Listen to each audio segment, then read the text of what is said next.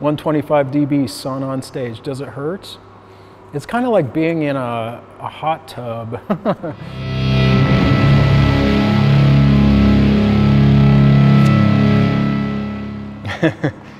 Please tell us once and for all how to pronounce sun. A lot of people like to say Sunn O. Well, it's named for an amplifier brand from the region where Greg Anderson and I are from in Pacific Northwest. We say sun. Actually, the glyph at the end is supposed to be a speaker emitting sound or vibration. So, and where do I put it after?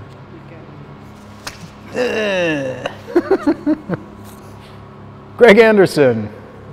Sunn is two people, it's me and Greg. We've been making music together for 25 years in different groups, and we started Sunn about a little over 20 years ago. He's my brother, you know, it's like, it's family, so.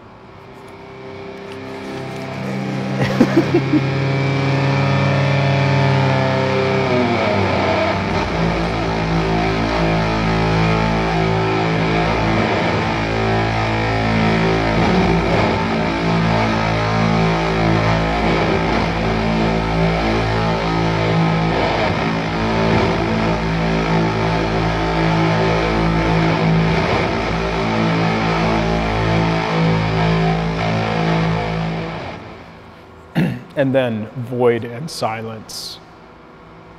I think one of the kind of incredible things about the music of Sunn is the presence of the music and how it's not coming at you from the front or as a kind of song-based thing, an entertainment thing, but it's really changing the environment if the listener is engaged and focused. And okay, the concert, it kind of forces you to be focused and deep listening because you're really inside a huge amplification of that sound.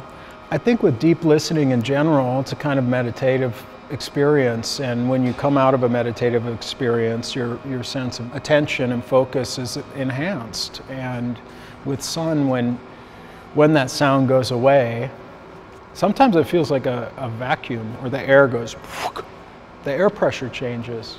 If it's encouraging another level of thoughtfulness coming out of that experience, I think it's really interesting.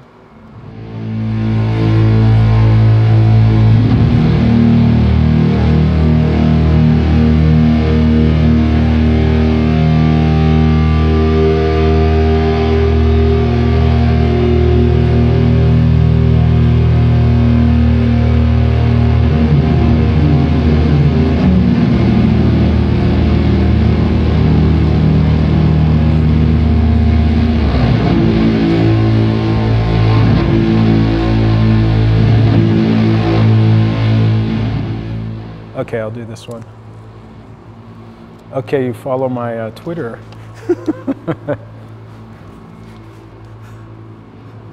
This is a Bruegel close-up.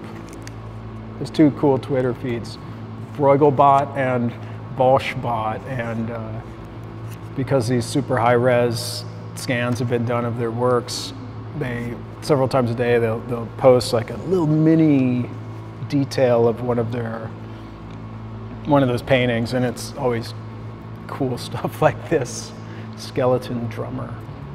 That's awesome.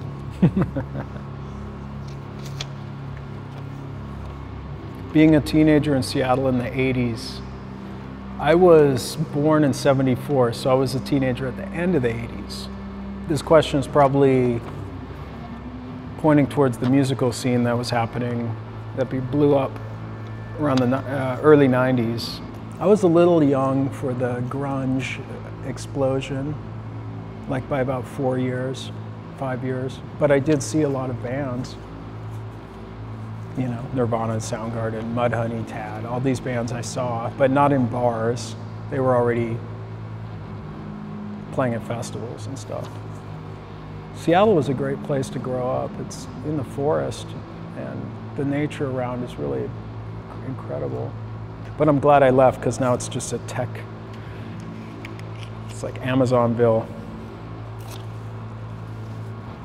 Only one album till the end of time, what would it be? That's a hard question. It depends what time of day. There's some incredible records that I've loved for a million years. I always go back to Miles Davis, early 70s, electric period. And there's one compilation called Get Up With It. And it's killer, it's so killer. I always go back to that, but it depends what kind of stereo system there is at the end of time also.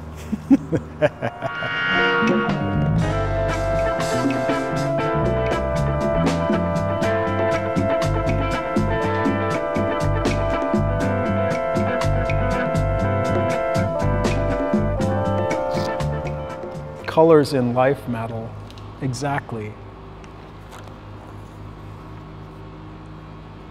Sunn has, it's abstract music from our point of view, and with life metal, we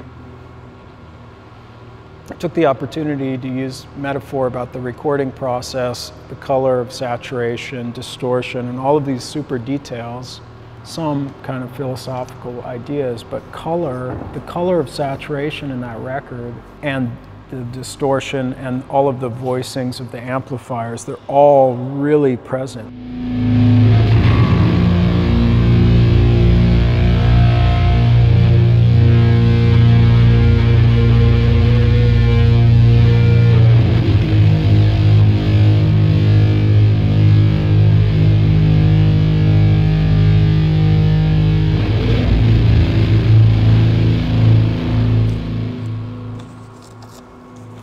Why so massive?